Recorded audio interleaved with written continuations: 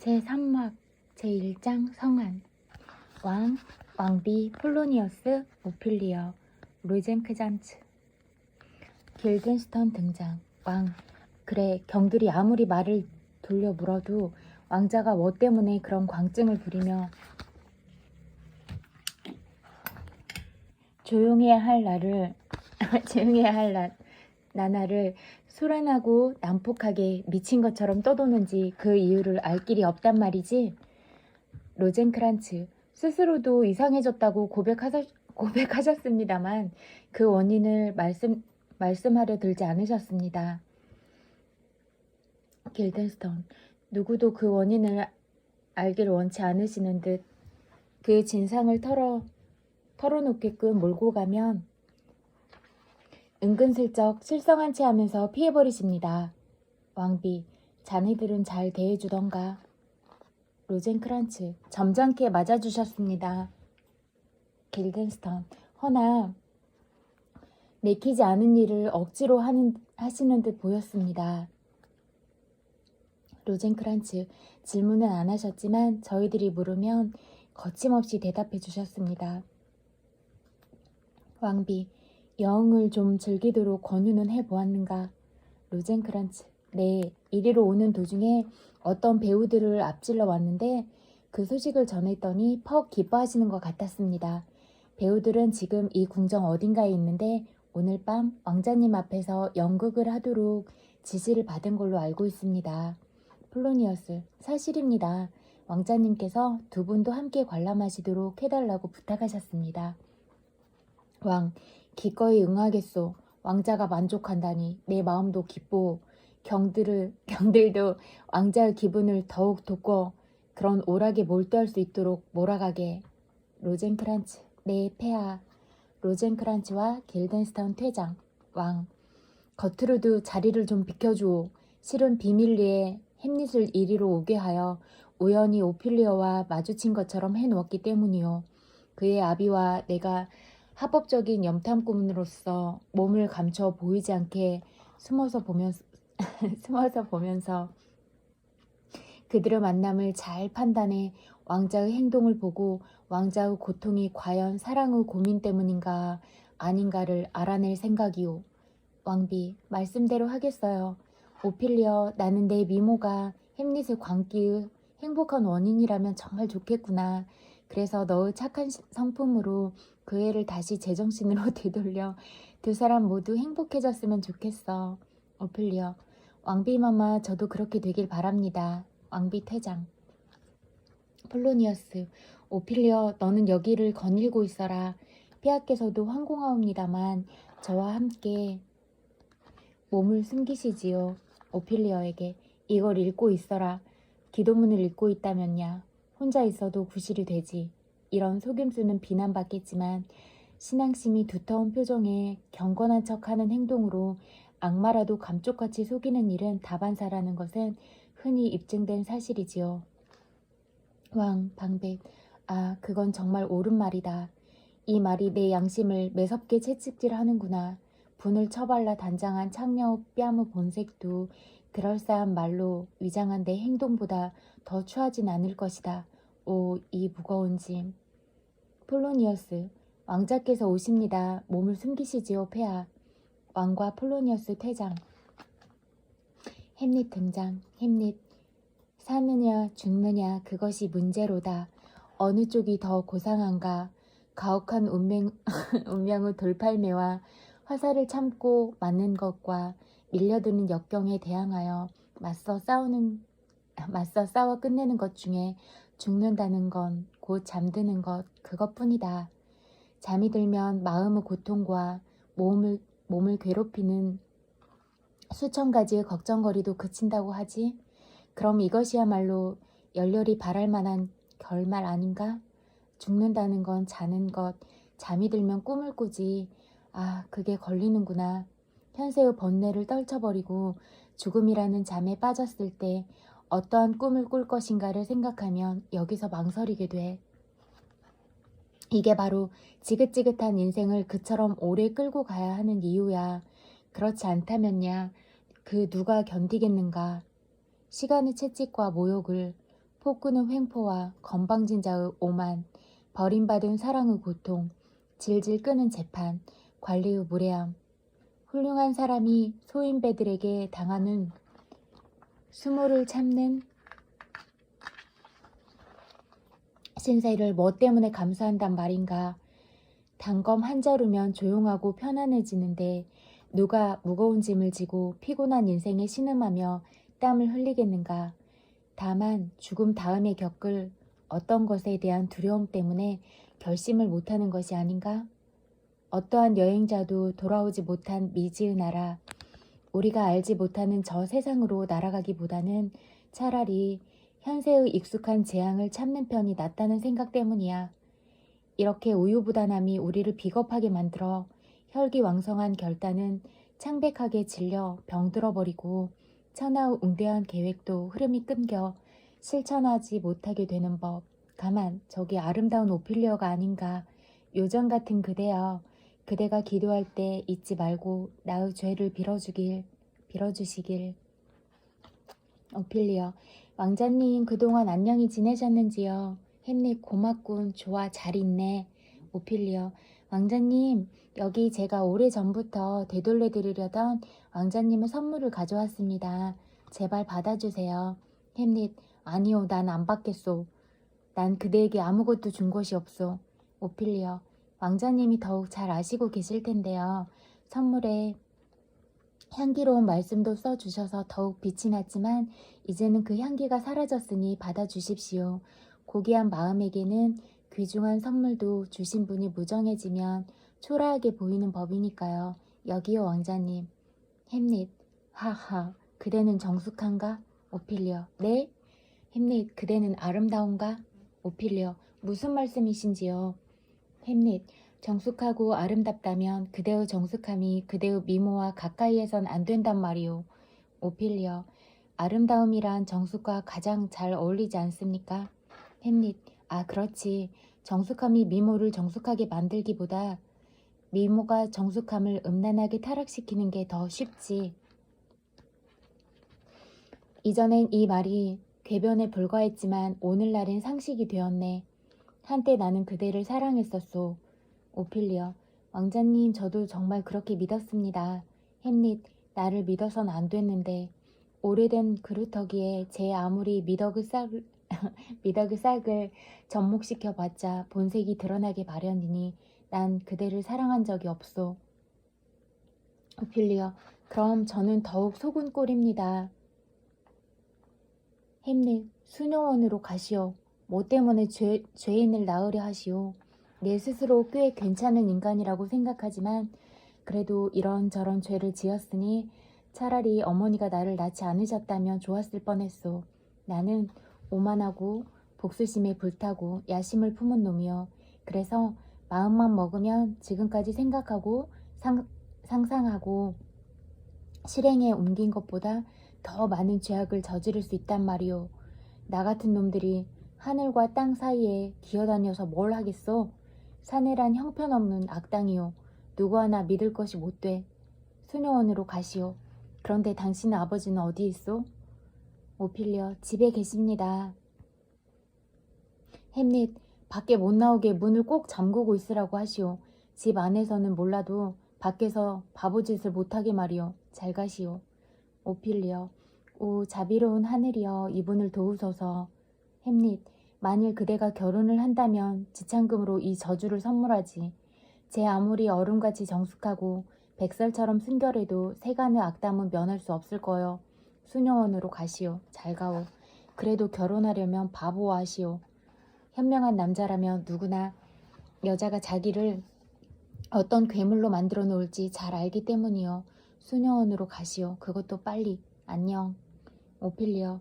하늘이 신들이시여 저분을 제정신으로 돌려주세요. 햄릿. 당신네들의 화장술도 익히 들었소. 신은 여자들에게 하나의 얼굴을 주었지만 여자는 또 하나의 얼굴을 만들어낸다던데 꼬리를 치고 걷질 않나 혀짧은 소리를 내고 하나님의 창조물에 별명을 붙이질 않나 음탕한 짓을 하고선 몰라서 그랬다고 잡아떼고 집어치워 더 이상은 참을 수 없소. 그런 짓이 나를 미치게 했다고 결혼 같은 건 없어져야 해. 이미 결혼한 놈들은 한 놈만 빼놓고 다 살려주지. 나머지 친구들은 그대로 독신을 지켜야 해. 가시오 수녀원으로. 햄릿 회장. 오피리어. 아, 그처럼 고상한 마음씨가 이렇게 무너질 줄이야.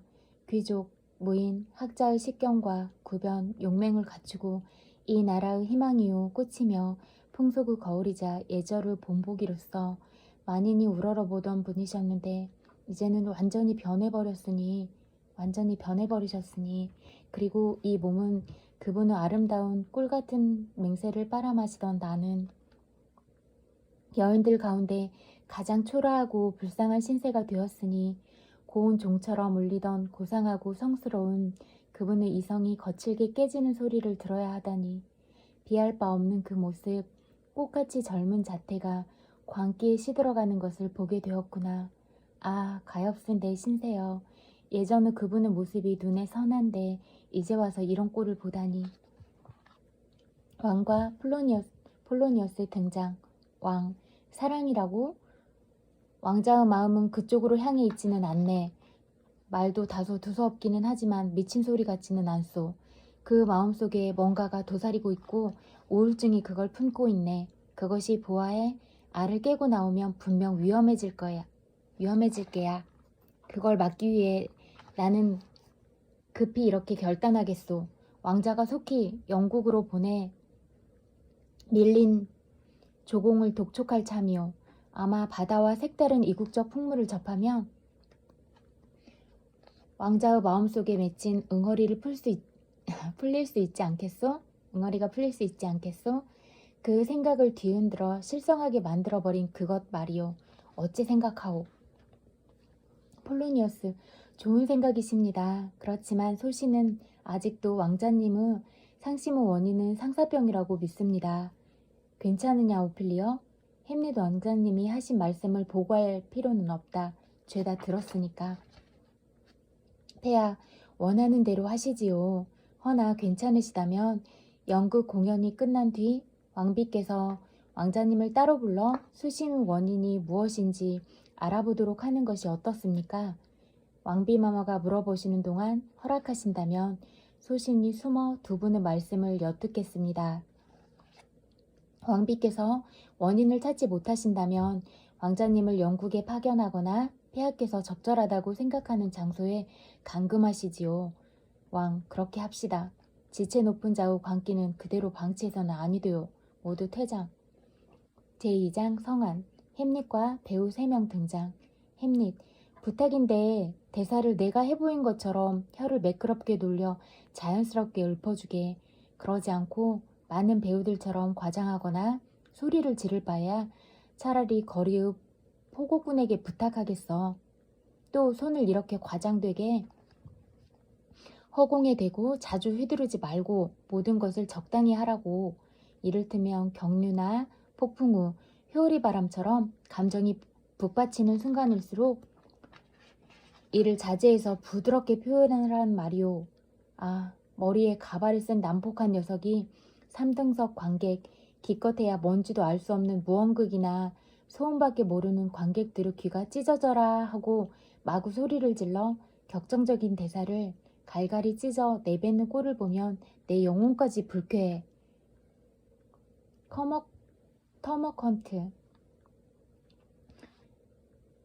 터머컨트를 뺨치고 폭군 헤로덩을 넘어설 정도로 과장된 연기를 하는 친구는 채찍으로 후려 갈기고 싶단 말이야. 제발 그런 연기는 삼가주게. 터머컨트, 이슬람교의 신 가운데 하나로 시끄럽기로 유명하며 현대 영어에서는 고집대로 하려는 여자를 의미하기도 한다. 배우 1. 명심하겠습니다. 햄릿, 그렇지만 대사가 너무 맥이 빠져도 안 돼. 분별 있게 하라고. 동작을 대사를 동작에 맞추되 특히 지켜야 할 일은 자연의 절도를 넘어서는 안 된다는 것이야. 무엇이든 도를 넘으면 연기의 목적에서 멀어지는 것이니까. 연극의 목적이란 예나 지금이나 이를테면 자연의 거울을 비추듯이 선한 것은 선한 모습 그대로, 추한 것은 추한 대로 이 시대와 이 시절의 참다운 모습을 명료하게 보여주는 데 있다네. 그러니 이것이 지나치게 모자라게 하면 식별력 없는 놈은 좋아라 웃겠지만 안목이 있는 사람은 실망할 거네. 자네들은 안목이 있는 사람의 평가가 극장을 가득 메운 사람들 전체보다 더 비중 있게 받아들여야 하네. 오, 내가 어떤 배우들의 연극을 본 적이 있는데 다른 사람들은 칭찬을 했지만 그것도 크게 칭찬을 하던데 내 말이 좀 지나칠지는 몰라도 그 배우들은 기독교인다운 말씨도 보여주지 못했고 기독교건 이교도건 아니 도대체 인간이라는 것이 저런 꼴로 걷고 소리 지르는가 할 정도였으니 난 조물주가 조수 몇 명을 시켜 인간을 빚다가 서툴게 빚었구나 생각했어. 그만큼 인간을 흉측하게 모방했단 말이야. 이 장면에서 햄릿은 연극의 목적이 자연의 거울을 비추듯 삶으로 모습을 있는 그대로 그리는 것이라고 강조한다. 이 비유는 일반적으로 극이 현실을 모방하고 반영한다는 의미로 받아들여지고 있다. 현실의 상황을 비추는 거울의 틀이 되어 현실을 재현하는 것이다. 햄릿이 이런 연극론을 펼친 후 극중극을 꾸며 숙부가 저지른 죄의 증거를 잡고자 했고 이때 극중극은 동생이 형을 죽이고 왕위를 차지한 썩어 빠진 덴마크의 현실을 비추는 거울로 기능한다. 배우 1. 저희들은 그 점을 꽤 많이 바로잡았다고 생각합니다. 햄릿, 철저히 바로잡아주게. 그리고 광대역을 하는 배우에게는 주어진 대사 이외의 것은 못하게 하게. 그들 중에는 머리가 둔한 관객을 웃기려고 자기가 먼저 웃는 자도 있으니까 그 사이에 연극의 중요한 부분은 다 잊어먹는단 말이야. 그건 한심한 일이지. 그런 짓을 하는 광대는 가장 딱한 야심을 보여주는 거야. 자, 어서 가서 준비하세. 배우들 퇴장. 폴로니어스, 로젠크란츠 그리고 길든스턴 등장. 폴로니어스경, 왕께서도 연극을 보신답니까? 폴로니어스, 네, 왕비께서도 관람하시겠답니다. 곧 나오십니다. 햄릿, 배우들더러 서두르라고 하시오. 폴로니어스 퇴장, 자네들도 좀 재촉해주게. 로젠크란츠 길든스턴, 네, 왕자님. 로젠크란츠 길든스턴 퇴장. 햄릿, 이보게 호레이쇼 등장. 호레이쇼, 부르셨습니까 왕자님. 햄릿, 호레이쇼, 내 여태껏 사귀어 온 사람들 중에서 자네만큼 올바른 사람은 없었네. 호레이쇼, 왕자님 무슨 말씀을. 햄릿, 아냐, 아첨이라고 생각하지 말게. 겨우 먹고 살 재산과 훌륭한 성품 이외엔 없는 자네인데 자네에게 그런 말을 한다고 내가 덕볼 곳이 어디 있겠나. 가난뱅이에게 무엇 때문에 아첨을 해. 아냐, 달콤한 혓바닥 핥기를 좋아하는 일은 허식에 찬 바보에게 맡기게. 아첨을 해서 이득이 있다면 무릎 관절을 자유자재로 움직이며 굽실거리라고 하지 않겠나? 내 영혼이 선택할 수 있는 주체가 되고 사람을 알아볼 수 있는 분별력을 갖게 된 일에 내 사람이라고 점찍은 것은 자네뿐이야. 왜냐하면 자네는 숱한 고난 속에서도 아픔을 나타내지 않고 운명의 여신으로부터 타격을 받건 혜택을 받건 똑같이 감사하는 마음으로 대하니까. 감정과 이성이 잘 조화되어 운명의 여신이 부는 피리에 맞춰 마음대로 조작해내는 소리에 노란하지 않는 사람은 행복한 거야. 감정의 노예가 되지 않는 사람이 있다면 알려주게. 그런 사람이라면 나는 그대처럼 내 마음속 깊이 마음속 끝까지 간직할 거야. 너무 말이 많았네. 오늘 밤 왕 앞에서 연극이 있을 거야. 그중 한 장면이 자네에게 얘기한 부친의 사망 경위와 흡사한 장면이 있네. 부탁인데 그 장면이 진행되는 동안 온 정신을 집중해서 내 숙부를 관찰해주게. 만약 어떤 한 대사 중에서도 숙부 숨은 죄악이 드러나지 않는다면 우리가 본 유령은 악마일 것이고 내 상상력은 화신 불칸의 대장간처럼 탁하고 더러워진 거야. 숙부를 주의해서 보게. 나도 눈을 그 얼굴에 못 박듯 지켜볼 테니까. 후에 우리 의견을 나누어 숙부 거동에 대해 판단을 내려보세.